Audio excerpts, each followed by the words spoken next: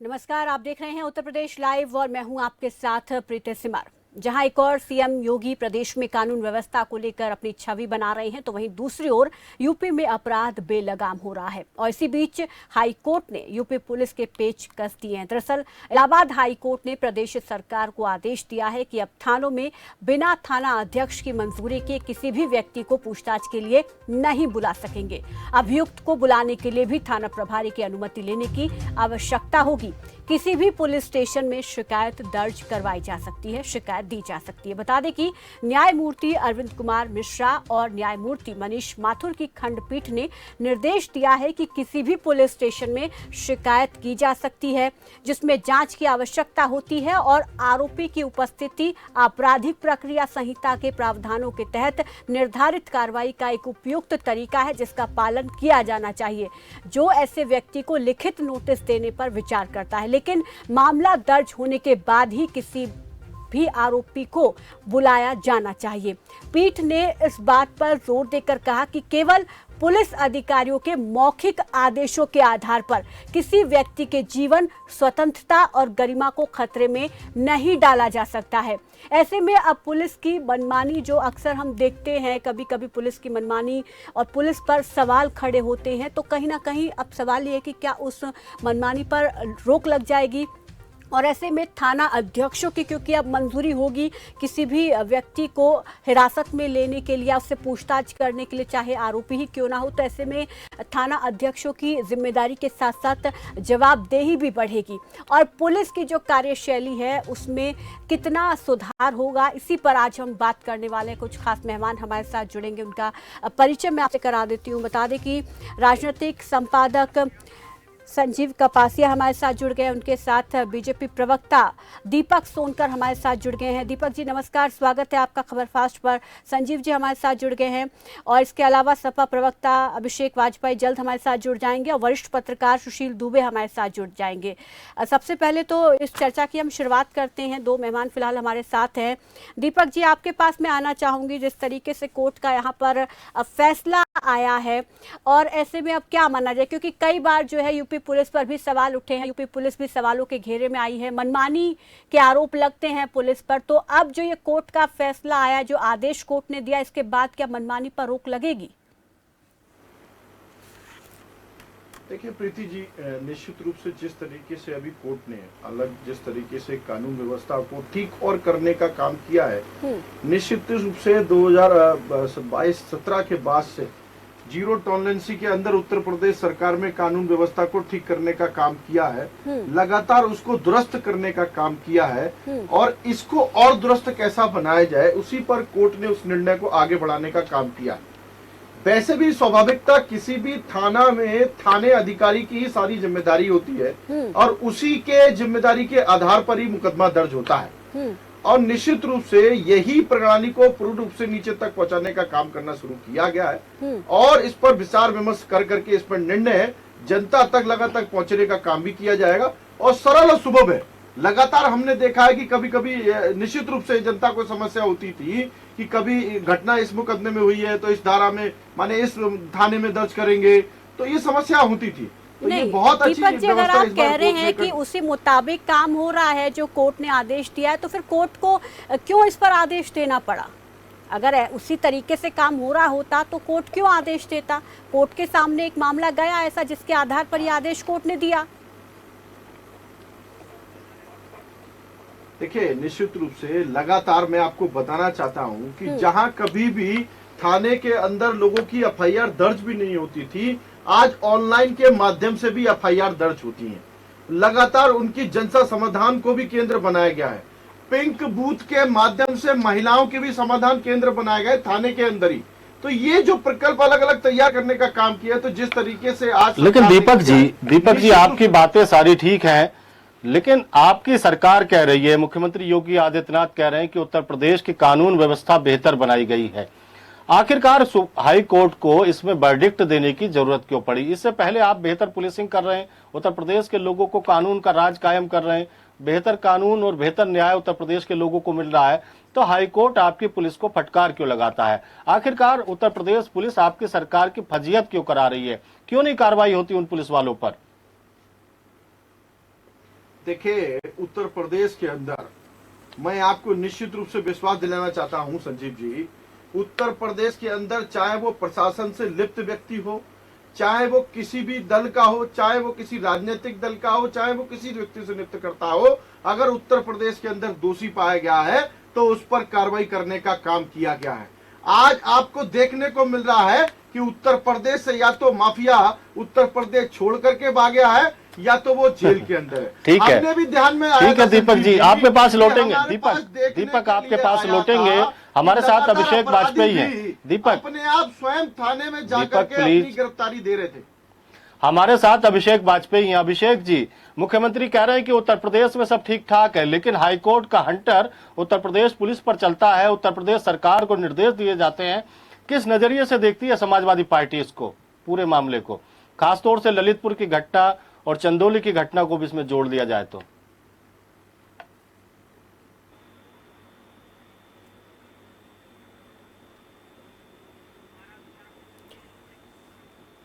अभिषेक, हमारी आवाज मिल पा रही है आपको? बिल्कुल मिल पा रही है जी, संजीव जी दोबारा से पूछिए। अभिषेक, सवाल यह है कि मुख्यमंत्री योगी कह रहे हैं कि उत्तर प्रदेश में कानून व्यवस्था बेहतर है, देखिए और संजीव हाईकोर्ट के जी, इस निर्देश को किस नजरिए से देखती है समाजवादी पार्टी? देखिए संजीव जी, ये मुख्यमंत्री जी के अपने जो विचार है बड़े बेईमानी से हो जाते हैं। जहाँ पे इनके झांसी के सांसद की बहन एक स्कूल चलाती हैं, रानी लक्ष्मीबाई मेमोरियल पब्लिक स्कूल, वहां पे एक पत्रकार को मारा जाता है जब वो लोगों की बातों को उठा रही होती है, गार्जियन के बातों को उठा रही होती है, तो पत्रकार को मारा जाता है और मार के खून निकाल दिया जाता है। दूसरी चीज, जब उसने एफआईआर के लिए डायल 100 को भी बुलाया तो डायल 100 वाले वहां पे हाथ जोड़ते नजर आते हैं, क्योंकि दबंगई ऐसी थी कि डायल 100 वालों के फोन तक छीन लिए गए। और मेरे पास वीडियो है, मैं इसको बड़ी प्रामाणिकता के साथ कह रहा हूँ। आपको संजीव जी याद होगा, उसके रिगार्डिंग मैंने आपको इसके बारे में वीडियो भी भेजा हुआ था। दूसरी बात कि कहती तो भारतीय जनता पार्टी बहुत सारी चीजें हैं, लेकिन कभी हो नहीं पाता है। आप देखिए कि आपने अभी हाल ही की घटना ललितपुर की भी आपने देखा हुआ है, जहां पे एक महिला के साथ बलात्कार हो जाती है, और बलात्कार होने के बाद उसमें होता क्या है कि जो एफआईआर दर्ज कराने पीड़ित गई होती है, बाकायदा उसके ऊपर फिर बलात्कार हो जाता है। तो आखिर जनता अपने आप को सुरक्षित महसूस कहाँ पे करे, ये सबसे बड़ा प्रश्न चिन्ह है। आखिर ये ऐसा क्यों होता है? लोग खुलेआम तमंचा लेकर के घूम रहे हैं, राजधानी में मौत का तांडव नाच रहा है कि एक महिला चल रही होती है, उसको गड़ासे से काट दिया जाता है। बहुत सारी घटनाएं आज उत्तर प्रदेश सुरक्षित हाथों में नहीं है। जो अपने आप को महंत कहते हैं, महंत की जिम्मेदारी भी नहीं निभा सकते। भाजपा तो आपकी सरकार पे आरोप लगाती है। अभिषेक जी, भाजपा तो कहती है 2012 से 17 तक उत्तर प्रदेश में जंगल राज था, कानून व्यवस्था कहीं दिखाई नहीं देती थी, और 2022 का विधानसभा चुनाव अभी हुआ है, कानून व्यवस्था आपको भी पता है बड़ा मुद्दा रही, और भारतीय जनता पार्टी को इस मुद्दे पर जनता ने वोट भी किया है। तो आखिरकार आपके पार्टी के लोग, आपके नेता जनता को समझाने में नाकाम क्यों रहते हैं? देखिए सबसे बड़ी चीज संजीव जी, पहले आप इस चीज को अच्छे से समझ लीजिए कि जनता ने कानून के मुद्दे पर वोट नहीं दिया है। जनता ने हिंदू मुस्लिम के नाम पर वोट दिया हुआ, जो भारतीय जनता पार्टी जिसमें पारंगत हासिल कर चुकी है। नंबर एक बात। नंबर दूसरी चीज कि जनता मुद्दों पे बात करना चाहती है। हमने हमेशा मुद्दों की बात की है, मुद्दों की लड़ाई लड़ी है, लेकिन भारतीय जनता पार्टी जैसे अभी देखिए आप, उन्होंने 2024 का एजेंडा सेट किया हुआ है, उसी के मद्देनजर हिंदू मुस्लिम फसाद कराना चाहती, लेकिन जनता बड़ी जागरूक है, जनता बड़ी समझदार है, आज इस चक्कर में नहीं फंसना चाह रही है। इसी वजह से आप देख रहे हैं कि जवाब लेते हैं आपकी बात का। दीपक जी, कुछ कहना चाहते थे आप? देखिए, मैं अभिषेक भाई को बताना चाहता हूं कि जिस तरीके से कानून व्यवस्था को ठीक करने का काम किया है, जहां लोग माफियाओं को संरक्षण देने का काम करते थे, हमें भी याद है कि किस तरीके से आतंकवादियों की धाराओं में लगे हुए व्यक्ति को भी मुख्यमंत्री आवास पर बिरयानी खिलाने का काम किया जाता था। किस तरीके से ऐसे जो गरीबों की, दलितों की जगह कब्जाने का काम करते थे, ऐसे लोगों को भी संरक्षण देने का काम किया है। आज उसी में बदलाव दिखाई दे रहा है भाई अभिषेक जी। आज वही लोग उत्तर प्रदेश के अंदर गायब हैं। आज उस गरीब को उसका अधिकार मिल रहा है, आज दलित को, शोषित वंचित को उसका अधिकार मिल रहा है। जिस तरीके से आज गरीब कल्याण की योजनाओं से लगातार गरीब को पैदा बनाने का काम किया है और अंतिम पायदान पर खड़े हुए व्यक्ति तक विकास की योजना पहुंचाने का काम किया है, उसी विकास की योजना के आधार पर अभिषेक भाई 24 करोड़ जनता का विश्वास, 24 करोड़ जनता का भरोसा देश के प्रधानमंत्री उनका अधिकार मिल रहा है। बहुत अच्छा कह रहे हैं आप। उत्तर प्रदेश अब गुंडाई हो रही है राजधानी की सड़कों पे, उनका अधिकार मिल रहा है। लेकर के कौन से व्यवस्था बात करते हैं आप? ये भरोसा लगातार जनता का बरकरार है भारतीय जनता पार्टी पर। एक NESIT बाकायदा ठीक है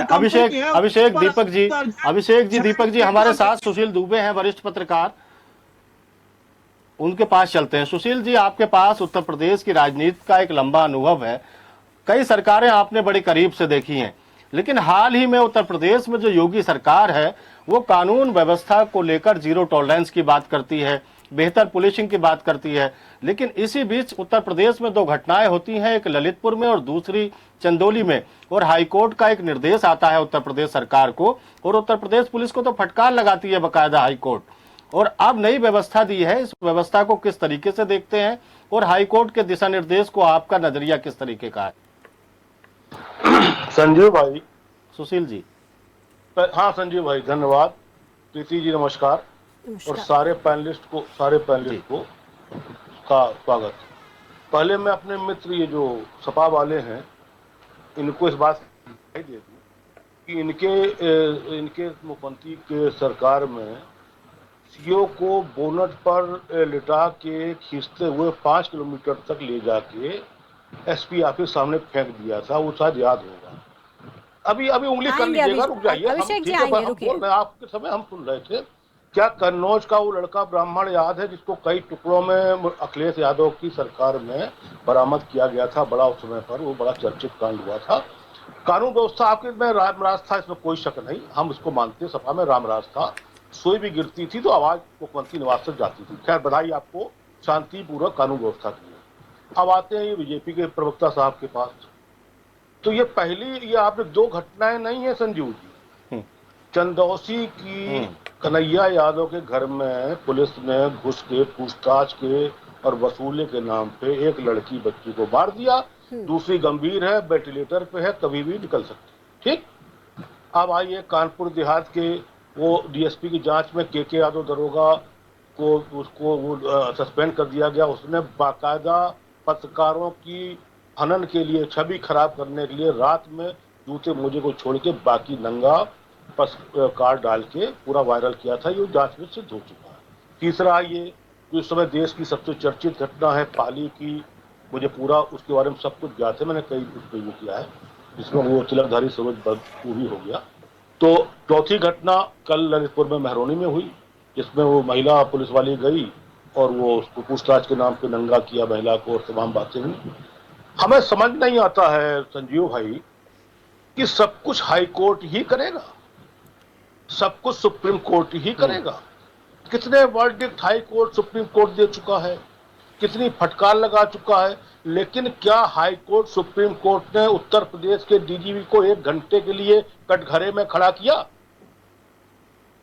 क्या हाई कोर्ट के इन तमाम चीजों को, क्या ये जो 5-5 लाख रुपए महीना तनख्वाह लेते हैं वर्दीधारी आईपीएस योजना विभाग के जो लोग होते हैं, वो किस बात के लिए होते हैं? इतनी मामूली बात जो हाई कोर्ट ने भी समझाई है कि बिना थाना अध्यक्ष के उसकी अनुमति के नहीं जाएगा। सुशील जी, आप जैसे वरिष्ठ पत्रकार इस पे भी प्रकाश डालिए कि योगी जी कह रहे हैं कि माफियाओं के खिलाफ बुलडोजर चलता है, माफियाओं के घर गिराए जाते हैं, माफियाओं के खिलाफ जिस तरीके की कार्रवाई होती है। आज ही मुरादाबाद जनपद में एक अपराधी गले में तख्ती डालकर थाने में सरेंडर करने पहुंचा। मुख्यमंत्री साफ तौर पर मंचों से कहते हैं कि या तो अपराधी, गलत है वो, मैंने अभी फेसबुक पे लिखा है कि लोगों को, कोई भी अपराधी, उसकी आप राइटिंग देख लीजिए, जो तख्ती की स्टाइल होती है, जो तख्ती होती है, वो अपराधियों घर पे नहीं बनती है, वो थाने में रखी रहती है। और जो लिखावट होती है, जो उस पर धाराएं लिखी होती हैं, एक चौक से, सफेद रंग की चौक से एक लाइन में लिखी होती है, वो अपराधी लिख के नहीं जाता है, अपराधी को भेज के मंगवाया जाता है, थाने में खड़ा किया जाता है, तख्ती पहनाई जाती है, और वहां का एसओ, इंस्पेक्टर, सीओ, डीएसपी जो भी होता है, वो अपनी वाहवाही करता है कि वो वाहवाही लूटने के लिए सब कर रहे हैं। ये धोखाधड़ी है, ये गलत है। ये ठीक है, ठीक है। दीपक जी कुछ दीपक कहना जी, चाह रहे हैं, दीपक लेकिन जी, दीपक जी से वरिष्ठ- सवाल संजीव जी की ये भी बनता है, जिस तरीके से सुशील दुबे जी ने कहा कि हर चीज में क्या कोर्ट को ही संज्ञान लेना पड़ेगा, अगर वो कानून व्यवस्था दुरुस्त करने की बात करते हैं तो ये जरूरत क्या योगी सरकार को महसूस नहीं हुई? देखिए प्रीति जी, निश्चित रूप से लगातार जहां कभी एफआईआर भी दर्ज नहीं हुआ करती थी, जहां कभी कोई सुनवाई भी नहीं हुआ करती थी, थानों के अंदर भी लोगों को भगा दिया जाता था, थानों के अंदर से भी गरीब और दलित शोषित बच्चों वंचितों को। आज जिस तरीके से अगर ललितपुर की घटना की भी अगर हम चर्चा करेंगे तो निश्चित रूप से 24 घंटे के अंदर उसकी जांच की पुष्टि कर करके उनको प्रयागराज से गिरफ्तार भी किया गया, निलंबन किया गया और थाने के 29 पुलिस कर्मियों को पुलिस ने लाइन हाजिर करने का भी काम किया। तो निश्चित रूप से जिस सतर्कता के साथ 24 घंटे के अंदर कार्रवाई करने का भी काम किया गया है, ये भी बड़ी प्रशासन की शक्ति और तीनों कानून तंत्र के अंतर्गत लगातार उस प्रक्रिया को करता है। कभी उसको कोई देखने का काम नहीं करता था, आज उसका परिणाम सामने दिख रहा है। आज उत्तर प्रदेश के अंदर सुशासन माहौल पर व्यवस्था का काम दिख रहा है। आज महिलाओं का भरोसा उत्तर प्रदेश के मुख्यमंत्री योगी आदित्यनाथ जी पर है। आज उत्तर प्रदेश की बहनों का भरोसा देश के प्रधानमंत्री योगी आदित्यनाथ। ठीक है मिला के अभिषेक जी के पास चलते हैं। ठीक है सुशील जी आपके पास लौटेंगे, अभिषेक के पास चलते हैं। अभिषेक जी, दीपक जी कह रहे हैं कि इनकी सरकार में कार्रवाई होती है, आपकी सरकारों में कार्रवाई नहीं होती थी। आपकी 2012-2017 की जो सरकार थी मुकदमे लिखे जाते थे, और जबकि इनकी सरकार में कई बार हाईकोर्ट फटकार लगा चुका है इन सरकार को।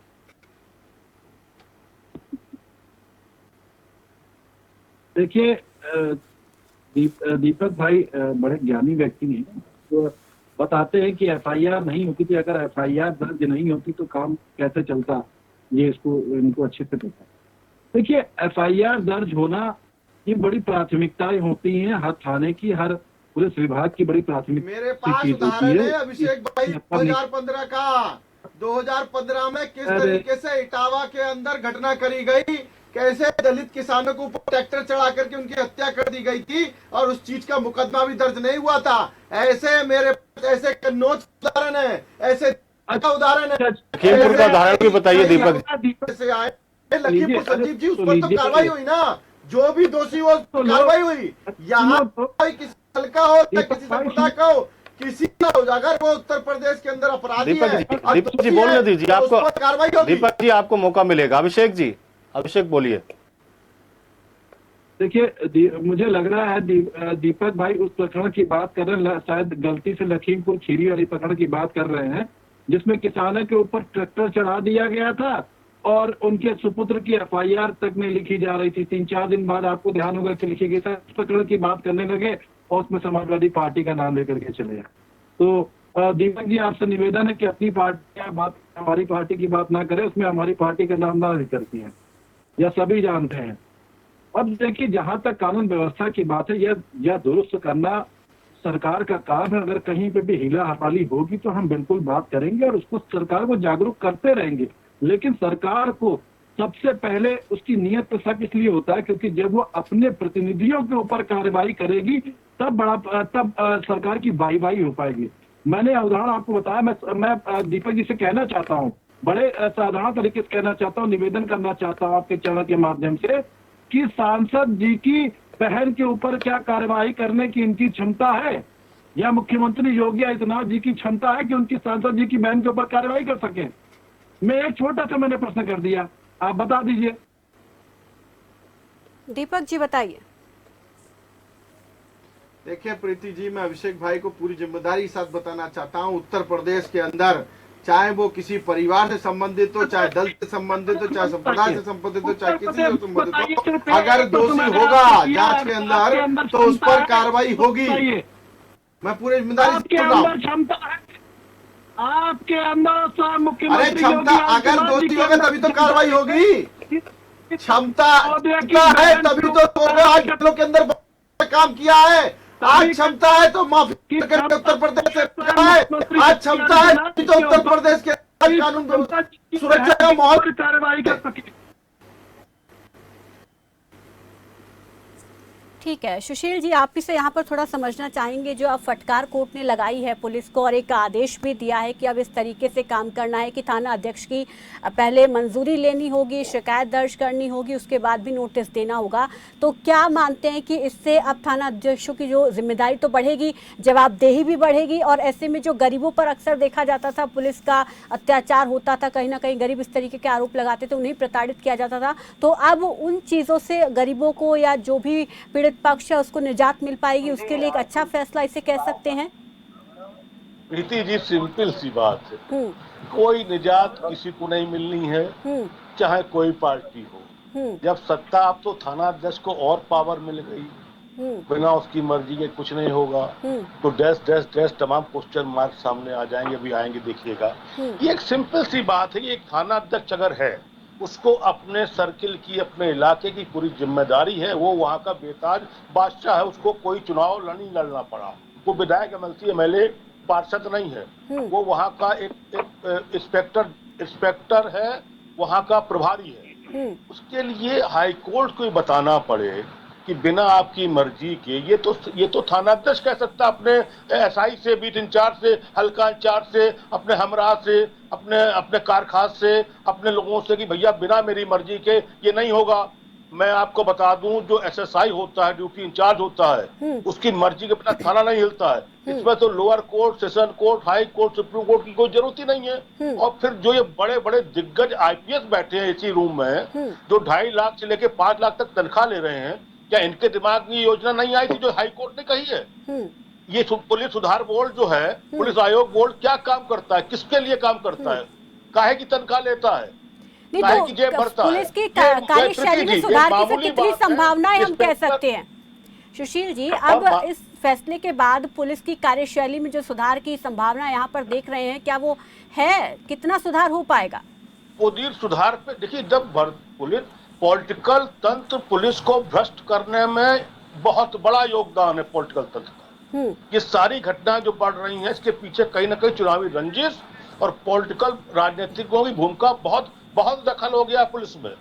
तो प्रीति जी, इतना दखल हो गया है, ये कराते हैं, ये थानेदार जो असली इंस्पेक्टर होते हैं, जो इंस्पेक्टर इंचार्ज होते हैं थाने के, वो कराते हैं पॉलिटिकल जो इंटरफेरेंस है, जो दखल है उनका, उसको कराते हैं। और उसके बाद फिर माफिया, फिर धन्ना सेठ, फिर थाने के दलाल क्या कान में भर दें। ये ऐसी एक नहीं, कम से कम 100 ऐसी प्रॉब्लम्स हैं जिनको थानेदार रोज झेलता है। ऊपर से आदेश आ गया कि आपको गाड़ी भेजनी है, अगर आपके क्षेत्र में टैक्सियां चलती हैं तो अधिकारी गाड़ी फ्री भेजता है, नेता गाड़ी फ्री मांगते हैं। अगर आपके क्षेत्र में होटल की लाइन लगी हुई है तो होटल के कमरे 3-4 दिन फ्री मांगे जाते हैं। ये जो सिपाही होते हैं, इनकी तो आप पूछिए क्या, ये तो बिल्कुल जब स्कूटर पे निकलते हैं, मोटरसाइकिल पे, हालांकि ये रक्षक भी हैं, लेकिन कहीं कहीं प्रेशर में, एक तो ड्यूटी का प्रेशर बहुत खतरनाक होता है इनके ऊपर।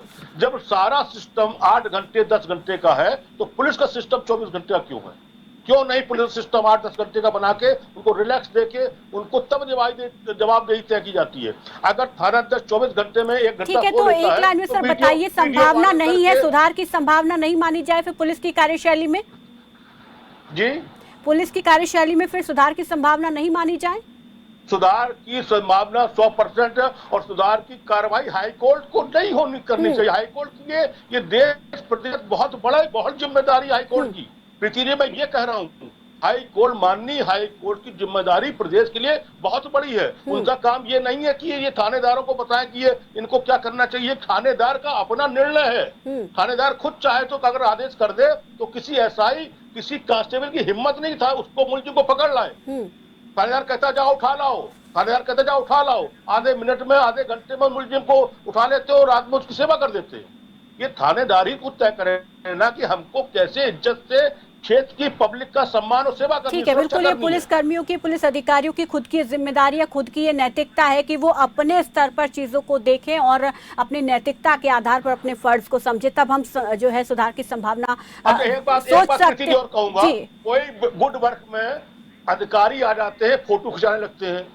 थानेदार गुड वर्क करता है, सिपाही गुड वर्क करते हैं, SI गुड वर्क करते हैं, ऊपर के IPS आके बैठ के फोटो खिंचाते हैं। तो जब कोई बैड वर्क होता है तो इनकी जिम्मेदारी सहभागिता क्यों नहीं होनी चाहिए? ललितपुर वाले कांड में क्या खाली कांस्टेबल और SI दोषी हैं? पूरा थाना सस्पेंड कर दिया, लागाजर कर दिया। क्या इसके ऊपर के अधिकारी दोषी नहीं है? उनकी जवाबदेही बिल्कुल, क्या अब है? जब कोर्ट का आदेश है, कोर्ट की तरफ से बताया गया है, तो अब देखना होगा उस पर कितना अमल होगा, उसका कितना यहाँ पर असर दिखेगा। समय की कमी है, माफी चाहूंगी आप सभी मेहमानों से और यहाँ पर धन्यवाद करना चाहूंगी आप सभी का हमारे साथ चर्चा में जुड़ने के लिए। तो यहाँ पर जो कार्यशैली में सुधार की संभावनाएं हैं वो है, लेकिन यहाँ पर पुलिस को ही अपनी जिम्मेदारी जो है वो समझनी होगी। हालांकि कोर्ट की तरफ से अब ये आदेश तो दिया गया, अब इस पर कितना अमल होगा और कितनी जो मनमानी अब तक देखते आ रहे थे पुलिस की वो खत्म होगी और इस पर सरकार क्या एक्शन लेगी, क्योंकि कहीं ना कहीं सरकार को भी इस पर फटकार लगी है। तो फिलहाल उत्तर प्रदेश लाइव में मेरे साथ बस इतना ही। दीजिए इजाजत, नमस्कार।